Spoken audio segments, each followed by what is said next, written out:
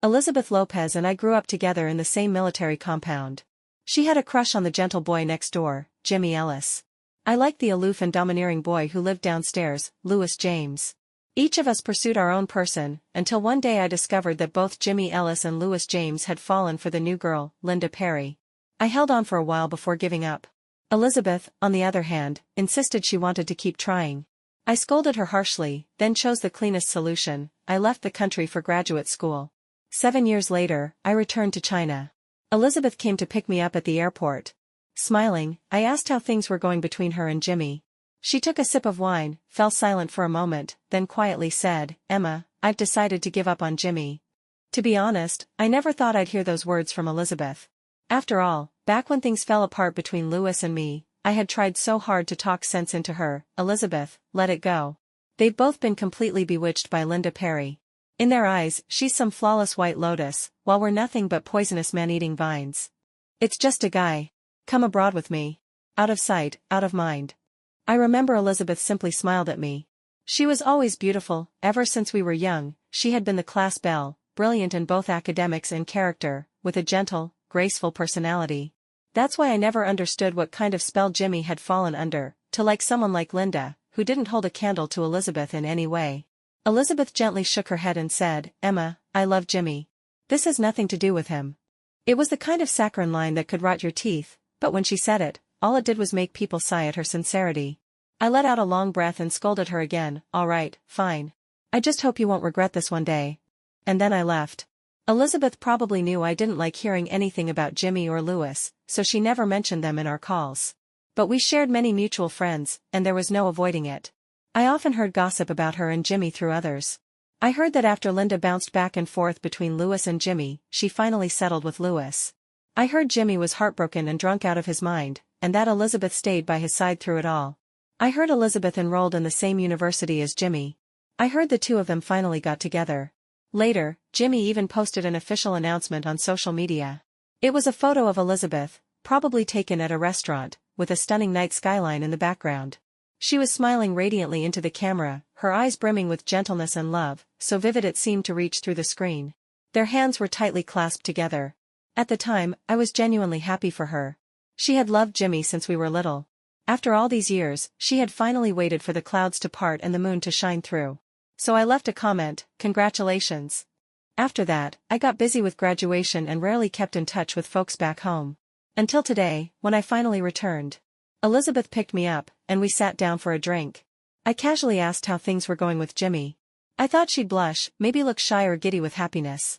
What I didn't expect, what never even crossed my mind, was for her to say so calmly, so nonchalantly, "Emma, I've decided to give up on Jimmy." I blinked, stunned, and looked at Elizabeth. She was gazing quietly into her glass. The dim, secluded lamplight cast a glow from behind her, hiding her face in shadow. All I could see were her lowered lashes, thick and delicate, like wings about to take flight. Her voice was flat, as though she were talking about something utterly trivial. I hesitated, then asked, "Weren't you two already engaged?" She let out a quiet laugh. Elizabeth had always been gentle, graceful in her manners, warm in her interactions.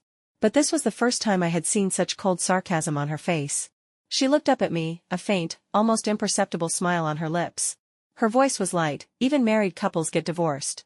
What's an engagement in comparison?" I fell silent, unsure what to say. Elizabeth and I had polar opposite personalities. She was quiet and tender, I was outspoken and headstrong. When we were kids, our parents used to joke about swapping daughters. My mom wished I were a little more like Elizabeth. Her mom hoped Elizabeth could be a bit more like me. But after I pinned one of the boys in the compound to the ground and beat him until he bawled for his mom, her mom never brought it up again. Back then, I was always covered in mud like a little monkey. Elizabeth, on the other hand, wore dresses and polished shoes, her hair in perfect princess braids. She'd follow me quietly, carrying my school bag, and when I was beating up the boy who had tugged her braid, she'd stand watch for me, anxiously whispering, "Emma, the teacher's coming." From kindergarten on, we were inseparable. Our friendship was rock solid, though we did hit a bump once. It was around the time we both started to experience our first crushes. I liked Louis. She liked Jimmy. But for a while, we both mistakenly thought the other liked the same guy we did. Blame it on all those Taiwanese dramas. We were convinced that best friends couldn't fight over the same boy, so we awkwardly tried to hide our feelings. Until one day, I couldn't take it anymore and asked her directly who she liked. She wouldn't say, so I spoke first. I like Louis. She stared at me, wide-eyed, stunned. What? You like Louis? I gave her a piercing look. So who do you like? Her face turned bright red. She lowered her head and mumbled after a long pause, Jimmy. Ew. I scrunched up my nose. You like that baby-faced poser? Always fake smiling. Who cares if he's handsome? She shot me a glare, then fired back, and Louis? Always scowling like everyone owes him money. So childish. We bickered like that, sharp-tongued and unwilling to concede, both trying to convince the other that our crush was the better man. But in the end, we both burst out laughing. She said, it's nice. Yeah. It really was. Back then, liking someone was such a simple thing. I fell for Louis because one day, a group of the boys I'd bullied for years finally decided to revolt. They ganged up to get their revenge, but just as they did, Louis, who had just moved in, took them on 1-by-10. He scoffed in disdain. So many boys picking on one girl? Pathetic.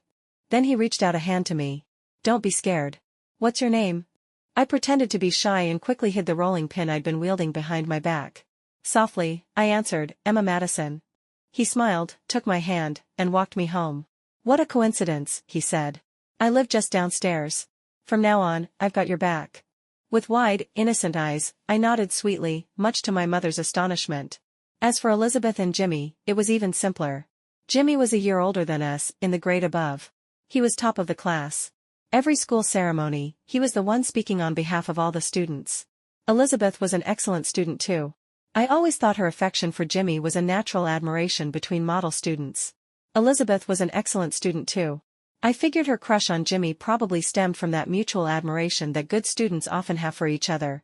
Because we all lived in the same compound, the four of us became incredibly close over time. We were practically inseparable, and for a while, we ruled the school together like golden children admired by everyone. On the day we graduated from junior high, which also happened to be my birthday, the four of us went to the seaside to celebrate. I made a solemn wish, I hope the four of us never, ever drift apart. But just a month after that wish, when we started high school, we met Linda. Linda, who worked part-time jobs and was clumsy at everything. On the very first day of school, she accidentally spilled a cup of scalding hot water all over me. I gasped from the pain, sucking in a sharp breath, unable to help myself. But before I could even react, she cried out first.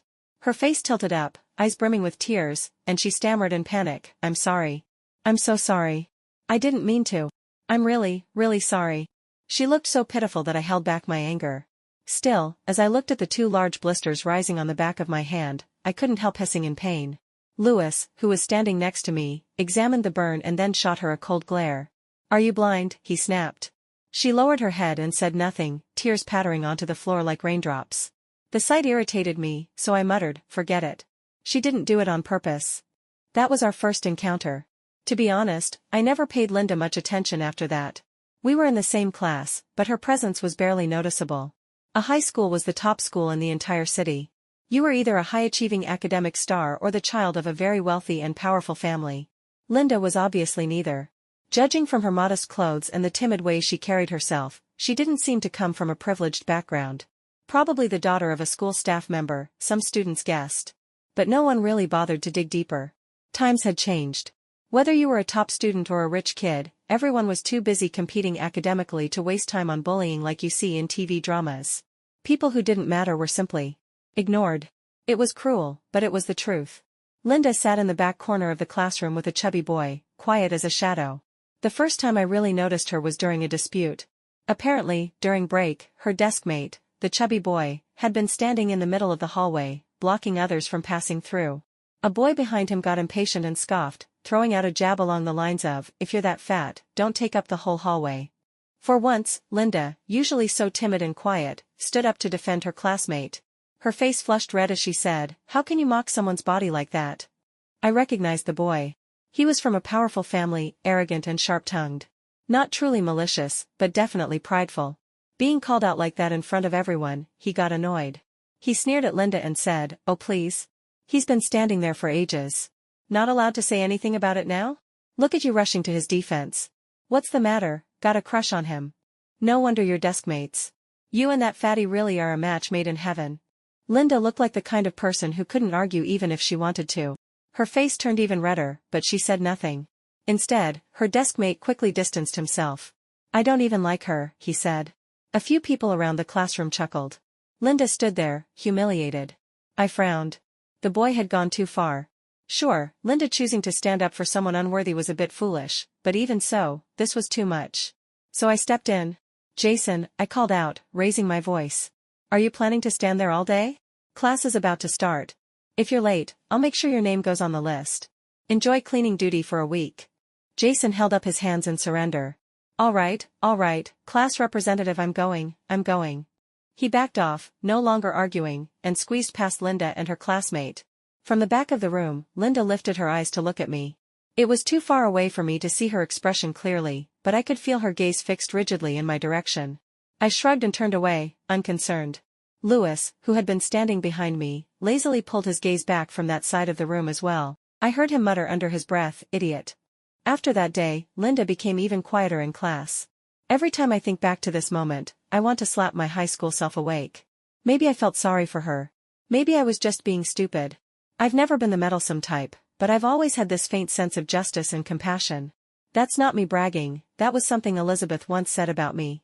That year, for the school anniversary celebration, our homeroom teacher said every student had to participate in a performance. I wasn't great at academics, but I was talented when it came to this kind of thing. So I put together a stage play, leads, supporting roles, set design, props. It solved the participation problem for a dozen shy classmates all at once. As class president, every submission had to go through me. But even as the deadline approached, Linda still hadn't submitted anything. I went to ask her, and she looked uncomfortable, head lowered, avoiding eye contact like she wished she could disappear. I understood immediately. So I tried to preserve her dignity, casually suggesting, hey, I still need someone to be a stone in the background for my play. Want to do that? She nodded quietly. I never imagined that this play would be the beginning of her connection with Louis. That stone was a completely unnecessary role, something I added just to help Linda save face. She dressed in the costume and stood there, motionless for the entire rehearsal. Maybe she was grateful. Maybe she took it seriously. Either way, she was committed. One time, after rehearsal, she seemed to have lost feeling in her legs. As she stumbled to her feet, Louis tossed her a water bottle and said, "You're a rock. It's just a rehearsal. Ever heard of sitting down? Idiot." I looked at Linda in surprise. Yes, it was clearly a mocking tone, but with Louis's cold and detached nature, if he truly thought someone was an idiot, he wouldn't even spare them a glance, let alone give them water and mock them with concern disguised as insult. I had actually told Linda twice before that she didn't need to be so rigid about it, that as long as she paid attention during the actual performance, it would be fine. But she was insistent on being as professional as possible, even in the role of a rock.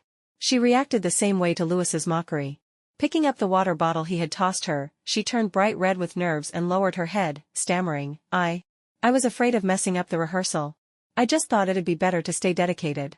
Louis said nothing. Then came the day of the performance. During one of my scenes with Louis, he accidentally stepped on Linda's fingers while moving to his mark. I heard her let out a tiny gasp of pain, but she didn't move an inch. For the rest of the play, Louis seemed distracted, like his mind was somewhere else.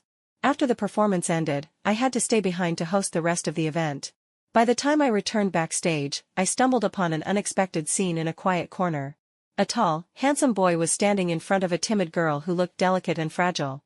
His brows were furrowed in annoyance, but his tone was unusually gentle as he said, "Give me your hand." Linda shyly held out her hand. Louis carefully unwrapped a band-aid and stuck it over her injured finger. Then, lips pressed into a thin line, he muttered, "Idiot." Seated before him, Linda looked up at him with an awkward, hopeful smile, embarrassed yet delighted by his attention, as if his soft-spoken insult were a precious gift. I stood at the corner, watching the scene unfold, momentarily frozen. I never asked Elizabeth why she decided to break up with Jimmy. To be honest, there were times I felt like she and I were the classic, villainous supporting characters from a romance novel. Just two plot devices meant to spice up the journey to the perfect, happily ever after, between the male and female leads. As for who the true male lead was, Louis or Jimmy, I no longer cared. I took a sip of wine and didn't ask Elizabeth for her reasons. I simply said, "You're already engaged. Breaking it off with Jimmy now probably won't be easy. Especially not with your family and his involved." Elizabeth smiled faintly, and I heard the weariness in her voice as she said, "Even if it's hard, it's still better than where we are now. I'm tired, Emma." She turned her head to look at me. In the warm, golden light, her eyes held none of the sorrow or heartbreak I expected, instead, there was a quiet serenity. A kind of peace that came only after giving everything and accepting the outcome. She even smiled gently as she asked, "Do you still like Louis? You were absolutely heartbroken when you left." I laughed. Honestly, probably only Elizabeth would dare say that to my face. Yes, when I left the country back then, I had been utterly crushed. But looking back, it wasn't just because the person I liked had fallen for someone else. It was the gut-wrenching disappointment of realizing that someone I'd trusted since childhood, my friend, didn't stand by me. But all that is smoke and dust now. Whatever lingering affection I had for Louis had long since faded. These days, even just hearing his name doesn't stir a single ripple in me. I said, "If you'd gone abroad with me back then, dated a few tall, blonde, blue-eyed guys, maybe you wouldn't only now be realizing it's time to let go of Jimmy. Elizabeth, you took the long way around." She burst out laughing, raised her glass, and clinked it gently against mine. Smiling, she said, "I feel much better seeing how free-spirited you are. To be honest, Louis and Linda have been having some issues lately. They've been arguing more and more, and Louis doesn't seem to care much about her anymore. And now, with you suddenly back." She trailed off, then gave a self-deprecating chuckle, as if to explain her own decision to break off her engagement with Jimmy. But even if the prince wants to leave the stage, Linda still has a loyal knight waiting in the wings to take his place. I wasn't particularly interested in the drama between Louis and Linda. I didn't even have the curiosity to gossip. I just looked at Elizabeth. Even after all these years apart, I still knew her well.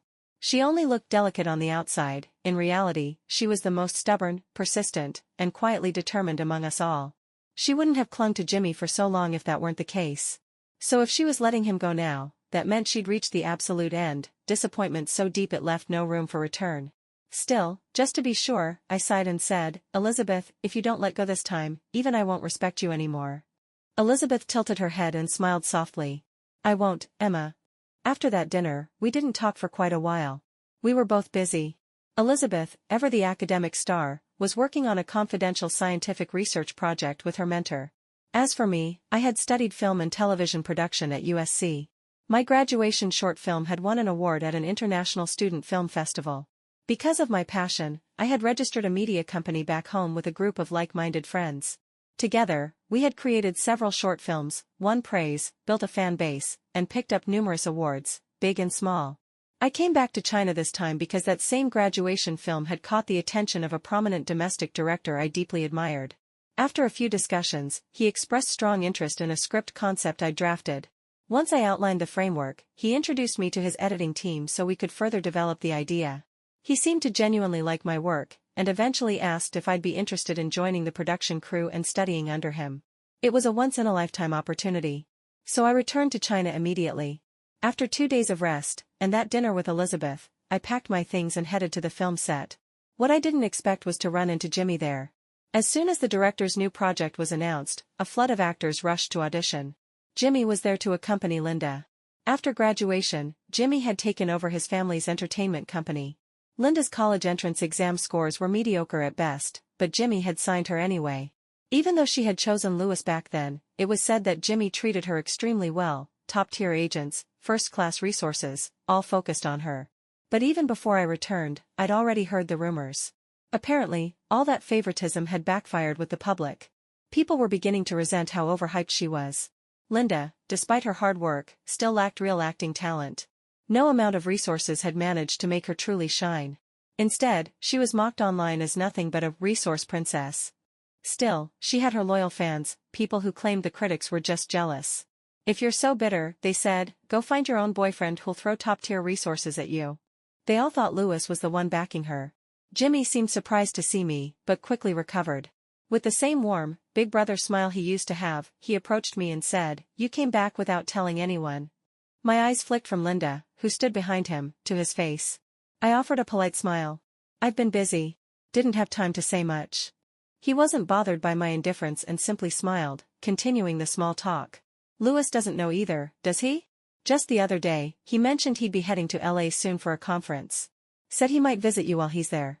You should probably let him know you're back, or else he's going to make the trip for nothing." I laughed coldly in my mind. Louis and I had completely fallen out years ago. I'd been in the US for more than 4 years, and he never once tried to contact me. Now that I was back, suddenly he was thinking about visiting? How amusing. Even the polite smile on my face faded as I replied blandly, my phone was stolen. I lost all my contacts. Jimmy, of course, acted as if he didn't notice the obvious brush-off in my tone. I knew he was doing it on purpose. He'd always been socially astute, a master at reading the room. So he simply smiled and said good-naturedly, "I'll have Elizabeth send you his number later." At the mention of Elizabeth, I finally looked up and gave him a faint, ambiguous smile. I wondered if Elizabeth had had time to tell him about the breakup after our dinner. Then I glanced again at Linda, who was standing behind him a short distance away, nervously glancing in our direction. She looked terrified of me, her expression pale and uneasy. And when I met her gaze, she actually flinched and instinctively took 2 steps back. I let out a cold laugh. Why was she still acting like the same fragile, weepy schoolgirl after all these years? And I still didn't understand. She already had Louis, so why was she still stringing along another man with her ambiguous behavior? What I found even more baffling was what, exactly, these 2 men saw in her. Perhaps there was some hidden brilliance in her I couldn't see. Surely it wasn't just some main character aura, right? I looked away and smiled. President Ellis, you're quite the devoted CEO, so busy every day and yet still managing to personally escort one of your artists to an audition. If word got out, you'd win Best Boss of the Year for sure.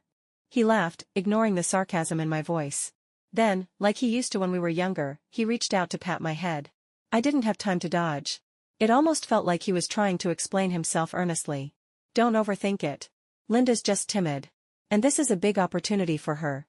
I only came to encourage her, as a friend. And besides, I am her boss. I gave a noncommittal smile. Deep down, I felt disgusted, for Elizabeth. No wonder she'd chosen to cut things off so decisively. Jimmy hesitated for a second, then added, "Don't tell Elizabeth." I looked up and feigned innocence. Why not? He frowned slightly. Elizabeth has always had some misunderstandings about my relationship with Linda. She even brought up breaking up over it a couple of days ago. I just don't want her to overthink. I scoffed. I had no idea why he seemed so casual about Elizabeth bringing up a breakup. Maybe he thought it was just another little fight, one he could fix with a few sweet words. Typical. Men always think this way. Jimmy told himself that his care for Linda was nothing but pure, righteous friendship. That he had a clear conscience and nothing to hide. But if that were true, if he truly believed there was nothing wrong with it, why was he so afraid of Elizabeth finding out? It was nothing more than self-deception dressed up as nobility. I turned to walk away, but he called after me. "Emma, just so you know, you might run into Louis in the next few days." I rolled my eyes and waved behind me without turning back. Didn't even bother replying. Audition decisions weren't part of my responsibility. At most, I helped the director review footage and offered some feedback from the sidelines. So I hadn't seen Linda's audition tape. Later, I overheard some crew members gossiping. "Hey, the guy who came with Linda the other day wasn't her boyfriend Louis, right?" Nope. I recognized him. That was Jimmy Ellis, the CEO of Kent Group, Linda's boss. Tisk, usually it's agents who come along for auditions. This is the first time I've seen a CEO escort an actress himself. Kinda suspicious, don't you think? I was there for the audition. Linda couldn't even get her lines out properly. Director Lee didn't hold back, he mocked her straight to her face. And that President Ellis actually asked Director Lee to cut her some slack. But Lee said if it weren't for Jimmy's face, Linda wouldn't have even gotten through the front door. Jimmy's expression was pretty ugly after that, but all he did was smile like he was planning something. I've got a feeling this won't be the last we hear of it. Their voices gradually faded. I thought about it for a moment, then sent a message to Elizabeth. "How's the progress on your breakup with Jimmy?" There was no reply for a long while. I figured she was probably busy in the lab with her mentor. I switched off my phone and sighed. Elizabeth really couldn't afford to keep dragging this out. I never understood her patience. I mean, I had really liked Louis back in the day. But the moment he stood up for Linda in front of me, I let go, just like that. I couldn't understand the point of holding on to someone who had someone else in their heart. But Elizabeth? She'd endured it for years. A few days after that thought crossed my mind, I saw Louis again. It was our first meeting since the fallout years ago. He was sitting at the head of the table, representing the investors. When I saw him, I was a bit surprised. But he only smiled, as if he'd expected me all along. Right in front of the director and everyone else, he nodded at me and said with a smile, "Emma, long time no see." The room grew quiet. People turned to look at me, clearly intrigued. I reined in my surprise, returned his smile, and responded with calm composure, "Long time no see." After I took my seat, he turned to the curious onlookers and said, "She grew up in the same compound as me. A neighbor. We used to play together all the time." He sighed, sounding nostalgic. Then she went abroad for school. Didn't even leave a phone number. If not for this investment dinner tonight, I probably wouldn't have gotten the chance to see her again. His tone was half joking, and the people around us chuckled politely. I sat quietly, smiling without saying much, responding politely when necessary, adding the occasional comment to keep up appearances. After the dinner, I ran into Louis again in the parking lot. He hadn't left. Instead, he was leaning casually against a pillar beside my car, a cigarette between his fingers. He wasn't smoking it, just staring at it. When he heard my footsteps, he looked up. Paused for a moment. Then smiled. "Emma, are you still mad at me?" I wanted to sigh. Truly. Deeply. Back then, nothing had really happened between Louis, Linda, and me. But after the school anniversary, when I saw Louis and Linda together backstage, I was shocked. That moment stayed with me, and from then on, I started paying closer attention to Linda, only to discover things I'd overlooked before. For instance, she worked part-time at the ice cream parlor where Louis often skipped class to hang out. They seemed to be more familiar with each other than I had imagined. He would sometimes leave a cup of milk tea on her desk when she was hunched over, holding her stomach in pain, as if by accident. And later, when the seating chart changed, he volunteered to sit next to her. From elementary school through middle school, and right up until Linda transferred in, Louis had always sat behind me. He used to joke, "Didn't I promise to always watch your back? Of course I have to stay close." But after he and Linda became desk mates, Elizabeth noticed something wasn't right. She asked me, "Emma, what's going on between you and Louis?" At the time, I kept my head down, staring at my textbook. I was sad, of course, but how was I supposed to explain it? There had never been anything concrete between Louis and me. All those fleeting moments, the hazy ambiguity, the teasing from adults, it was just the stirrings of youth, nothing more. In reality, we weren't anything to each other. So if he liked someone else, if he wanted to sit beside someone else, that was his freedom. I had no right to be angry, no grounds to question him. Everything he did was loud and clear. I wasn't about to throw my pride on the floor and demand an explanation. There was no point. So I pretended nothing had happened and told Elizabeth, "It's nothing. We never had anything. He can do what he wants, it's not my place to interfere." Elizabeth looked at me with sad eyes, as if she wanted to say something but held back. At that time, none of us knew Jimmy also knew Linda. Up until then, I had no ill will toward Linda. Not until I found out the reason she had been admitted into our school was my father. Back when school first started, some classmates had questioned why Linda had been accepted. Her grades weren't outstanding, and a few assumed she must be the daughter of a school staff member. What I hadn't expected was that she wasn't related to any school employee. She was connected to my dad. It was old, messy history. Before my mother, my father had been sent to a rural area for work, and while there, he had dated a woman. Eventually, his family disapproved and forced them apart. Later, he married my mother through an arranged introduction. They were a perfect match, similar in values, supportive of each other. In my memory, they had always been loving and respectful. I don't think my mother ever knew that 2 years ago, Linda's mother had reached out to my father. After breaking up with him back then, she quickly entered an arranged marriage. But luck hadn't been kind. Her husband turned out to be a gambler. While fleeing from debt collectors, he drowned after falling into a river. Left to raise a child alone, she somehow managed to contact my father. Still feeling guilty for the way things had ended between them, my father arranged housing for them in our city, used his connections to get Linda enrolled in our school, and even found a job for her mother. I found out about all this by accident, when I caught him having dinner with Linda at a restaurant near school. It's hard to describe how furious I was at that moment. But I didn't want my mom to find out until I'd confirmed everything. First, I made sure Linda wasn't my half-sister. Then, I gave my father a chance to handle the situation himself. He was flustered and told me he was just helping a former acquaintance's daughter. "She's had it hard," he said. "I just wanted to give her a hand." I stared at him, expressionless. He was trying to treat me like a naive child. There are plenty of ways to help someone.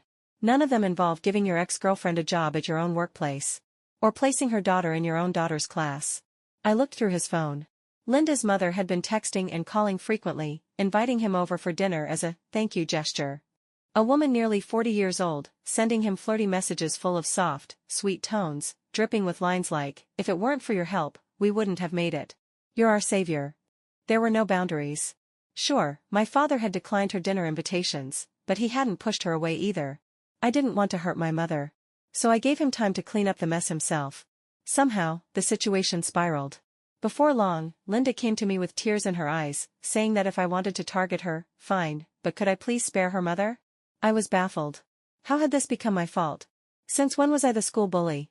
I'd never even confronted her. Even at that age, I knew the problem wasn't the woman, it was the man. Attacking her wouldn't solve anything. I had originally planned to resolve the matter quietly, sparing Linda and her mother as much embarrassment as possible. Then Louis came to see me. He looked at me with disappointment and said coldly, "Why are you like this? Linda and her mom have no one else in the world. Why do you insist on ruining them?" I was speechless. I didn't like him anymore, but I still saw him as a childhood friend, someone I had grown up with. So I patiently explained everything to him. But then he looked at me and asked, "Are you doing all this to Linda? Because you like me?" I froze. That was the moment everything between us shattered. All those years growing up together suddenly felt meaningless. He had never really known me. And I had never really known him. That promise from our childhood, "I've got your back," now felt like a joke. A slap in the face that finally woke me up. I remember I gave him a faint smile. Then I looked at him coldly and said, "Louis, who do you think you are?" Linda hadn't accepted kindness. So I had no choice but to serve her the consequences. My father was too weak to set boundaries. Too hesitant to speak up. So I stepped in to do it for him. I printed out the messages Linda's mother had sent my father, those gentle affections, thoughtful concerns, and sweet, virtuous words. Along with them, I included a photo of her and Linda together. Then I distributed a copy to every teacher in school. At the Monday morning flag-raising ceremony, while hosting in front of the entire school, I smiled and said, "Linda from Class 6, Grade 11, can you please ask your mother to stop seducing my father? I told you, I've always been kind and soft-hearted." But no one believed me. They treated me like pliable clay, easy to mold. So I had no choice but to show them what I looked like when I wasn't being kind. It caused a huge uproar. Linda voluntarily withdrew from school, though I heard both Louis and Jimmy quietly offered her their help. My mom was worried about my mental state. After a long, heart-to-heart talk that lasted through the night, she went to deal with my father herself. She never let me know what happened. All I know is that before I went abroad, my father was still kneeling in the garden, begging my mother for forgiveness. He refused to agree to a divorce. The past felt like a farce. And now, here Louis stood, acting as if nothing had happened, as if we were simply reminiscing about the good old days, looking wistful as he asked, "Emma, are you still mad at me?" I didn't answer his question. Instead, I changed the subject and asked, "Does Linda know you're asking me that?" My tone was calm, indifferent. I don't know what it reminded him of, but as soon as I said it, he suddenly laughed. His brows lifted, his eyes filled with warmth, he looked genuinely amused. He stepped toward me and said, "Want to grab a meal together? I noticed earlier you barely touched your food at the table." I looked at him coldly. He raised both hands in mock surrender. "Just catching up, no agenda.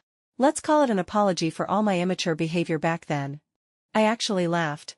"A meal, and that's your apology? President James, what a grand gesture." He didn't seem to catch the sarcasm. Still smiling, he said, "Then I'll keep treating you until you think it's enough." I looked at him. He was undeniably handsome, and he didn't flinch under my gaze. Honestly, I had no idea what he wanted. So I figured, might as well find out. I was tired of every encounter being filled with vague hints and half-truths. Better to settle it all in one go. For everyone's sake, his, mine, and hers. That dinner with Louis was uninspiring, to say the least. I didn't understand why he kept reminiscing about our childhood. When he asked if I remembered the time, at 16, I'd lined up overnight to get him a limited edition Lego set, I cut him off. "President James," I said, "if you've got something to say, say it. Our time is valuable." He paused, mid-sentence, and just looked at me with a hint of regret. "Emma, we really can't go back, can we?" He said it as if we were some tragic pair ripped straight out of Eileen Chang's Half a Lifelong Romance. I frowned. "It's been 7 years, Louis. I don't know what's left to reminisce about. And if I may remind you, even though I don't like Linda, unless I'm mistaken, she's still your girlfriend." Louis gave a sharp laugh. Ironically, the moment I brought up Linda, the warmth in his expression faded. "She's got a knight in shining armor now, doesn't she?" I found it both absurd and ridiculous, leaving me momentarily speechless. Louis turned to look out the window, expression wistful. "Sometimes I don't even know what's wrong with me," he said. "I really did like Linda back then. I thought she was kind. Strong. I remember once during a play rehearsal, I accidentally stepped on her hand. She went pale from the pain, but bit her lip and didn't move an inch. When I learned about her background, I felt even more for her. When I was younger, I really did love her. I paved the way for her, gave her resources. But all she ever had was that unyielding perseverance. Somehow, it never turned into actual growth. There was a time when my family opposed our relationship. I thought I'd cross mountains for her if I had to. Now that my family started to come around, I just feel like we no longer belong to the same world. I saw the flicker of confusion on his face and found it laughable. Linda, I thought, was really living out the script of a school romance novel. Like one of those campus heroines who only need to be strong, kind, naive, hardworking, and pitifully poor. Whenever trouble arose, the male lead would swoop in from the heavens to save her. But that campus story has ended. It froze at the evil supporting girl flees abroad, loyal male leads stay behind to protect the heroine, kind of grand finale. Real life, however, keeps going. And now, it seems one of those male leads is growing tired of always being the hero. He's tired of Linda still being stuck in her schoolgirl role, strong and hardworking, but with nothing more. But wasn't that exactly what he once loved? I was too tired to play along anymore. So I said, President James, my time is precious. If you're hoping I'll act as your therapist, I'll have to charge extra. He burst out laughing, loud and hearty. After a while, he finally looked at me and asked, Emma, can't we at least be friends? After all, aren't we from the same world? I stood up, picked up my bag, and looked at him with a sigh. Louis, I said, we stopped being friends 7 years ago.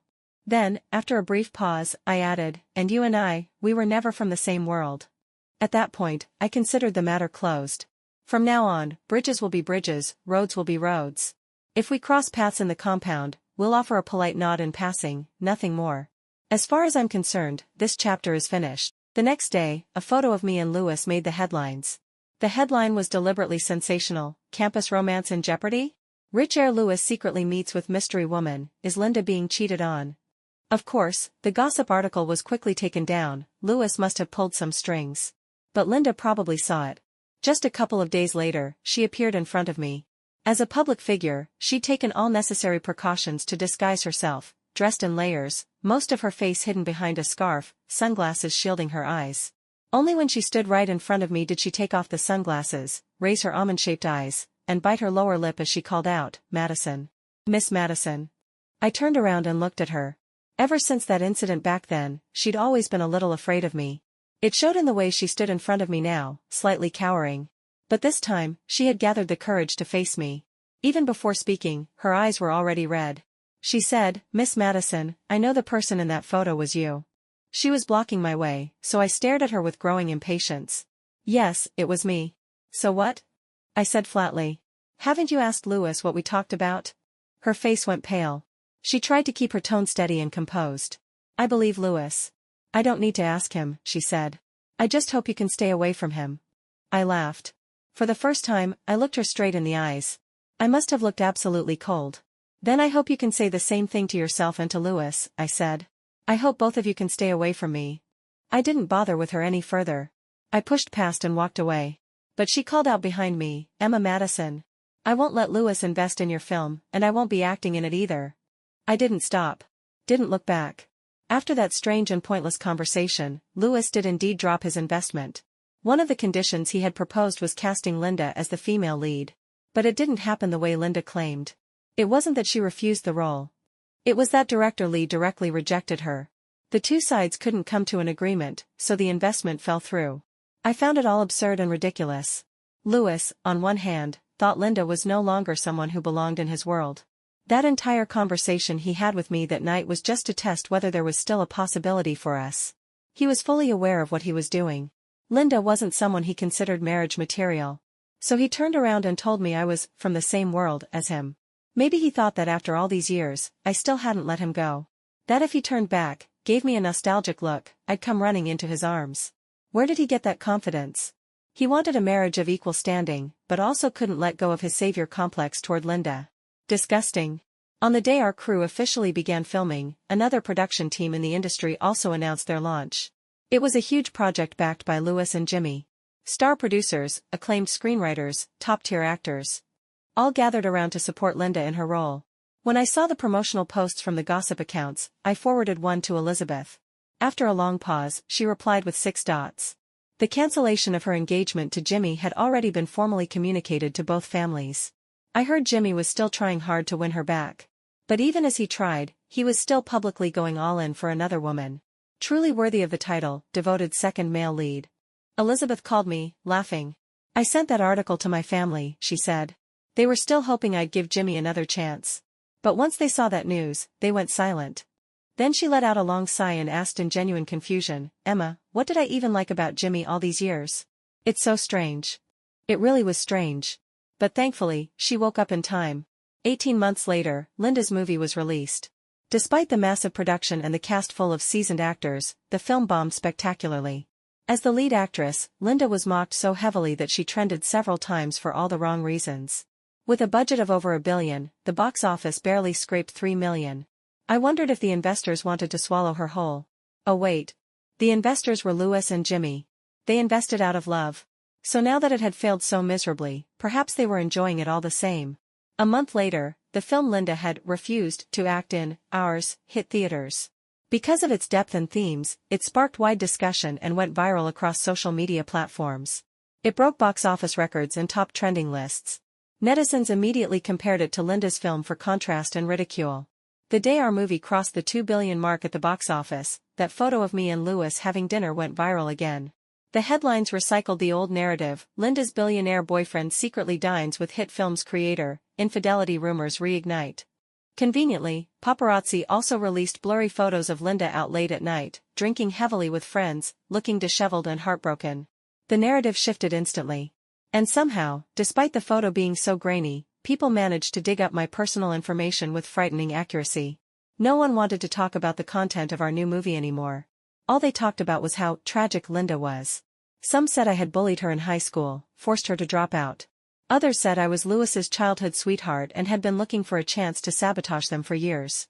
Some even claimed Linda was originally supposed to star in our film, but I had maliciously stolen the role from her.